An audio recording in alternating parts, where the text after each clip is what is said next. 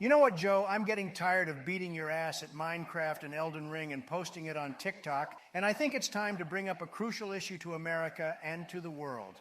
The debate over the greatness that was Genesis in the 80s versus the fakeness that was Genesis in the 70s. Led by Phil Collins, after low-energy Peter Gabriel left the band to go sing about some guy named Steve in South Africa, very, very sad, by the way, the band threw off the reins of so-called progressive rock and established chart-topping success with Duke Abacab, the self-titled album, and my personal favorite, Invisible Touch.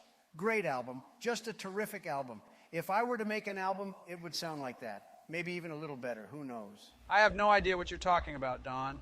I may be sleepy, but I can tell you that I remember clear as day being at the young age of 57 when Genesis released their true masterpieces.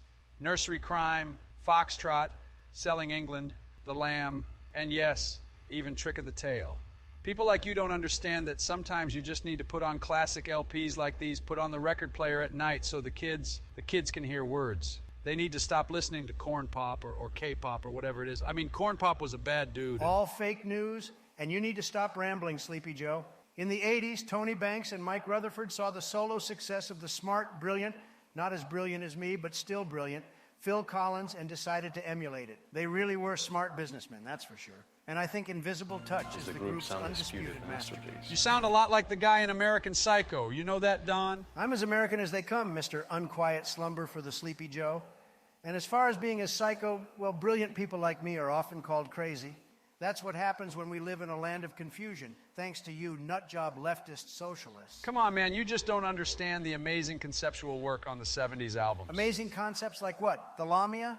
Girls with the bodies of snakes? Look, I love the ladies, but that's just weird. Almost as weird as the way you talk about Ivanka. And maybe you'd like the Lamia better if they were peeing on rail and making a tape of it. Total fake news, just like Russiagate. And I don't need to hear about the scent of garlic lingering on my chocolate fingers. That just goes too far. My evangelical base feels the same way, too. They know that I am the most profoundly religious president this great nation has ever seen. You're about as pure and unstained as the Reverend from Battle of Epping Forest, but okay, Don. Do you have any idea how much coke you have to be on to understand what Peter Gabriel is talking about in his lyrics? More coke than what your son Hunter goes through in a month. You mean the amount that Don Jr. goes through in a day? Say it's all right, Sleepy Joe. Won't you allow yourself fall? Nothing can hurt you at all, except maybe if we found that laptop, and then the American people would know the truth about everything, especially your ties to Antifa. You know what? This is ridiculous. Genesis in the 80s was just commercial nonsense. The chord progressions are watered down, and there's nothing like the epic brilliance of Supper's Ready or Firth of Fifth with Steve Hackett's beautiful guitar solo, or the subtle beauty of After the Ordeal or Entangled. And you know what? If I had been elected president, you wouldn't have to worry about the nurse presenting you with the bill. Get out of here, crazy Bernie, you communist. Yeah, Bernie, you're just lucky that the DNC and Obama rigged the primary for me so you don't have to deal with this orange lunatic over here. Leave me out of this, Joe. I have more important matters than you beta males quibbling over Genesis. Michelle and I have to figure out the dates for her new book tour and our next wine cave tour. You just can't deal with the commercial success of Genesis in the 80s. Did great things for economies everywhere. Not as great as what I did, of course, but still great. Even Tony Banks said that it would be the music for which the band was most remembered. If that music is so great, then why do all the tribute bands play the music of 70s Genesis? The Musical Box tours all over the world and is the only Genesis tribute band that has received official support and endorsement from Genesis themselves, although Genetics featured a cool guest appearance from Steve Hackett. The Musical Box is a bunch of Canadian socialists who don't want to pay for health care. I've had enough of that old music. It's time to drain the swamp and to build a wall to keep out all the illegal aliens that are bringing drugs, rapists, and progressive rock into America. I know their plans, and I'll never let them through. Look at all those crazy Brazilians that listen to Rush. Don't bring up Rush, Don. You love witch hunts, especially the ones that involve my son's laptop. I only knew one good Rush, and he died a few years ago. Very sad. He was a great guy. Not as great as me, of course, but great guy.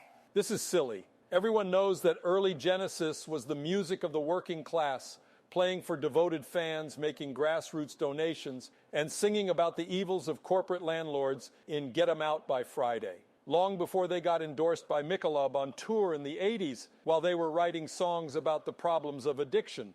But only a pathological liar and hypocrite like you would enjoy that, Don. Just wait till we get you on that insurrection business, Don. You'll be seeing the inside of a jail cell. Wrong. I'll stay out of jail by paying my bail. But I don't even need to do that. Because the Democrats are fake news that's faker than the testicles on Peter Gabriel's Slipperman costume. You done me wrong. It's the same old song. Forever. Look, I don't think this is very productive. Why don't we just grab a pint and discuss which country we're going to drone strike under the guise of democracy next? I'm thinking maybe Somalia. Already on it. Fake news, sleep deep in the deep, Joe. I already bombed the hell out of Somalia.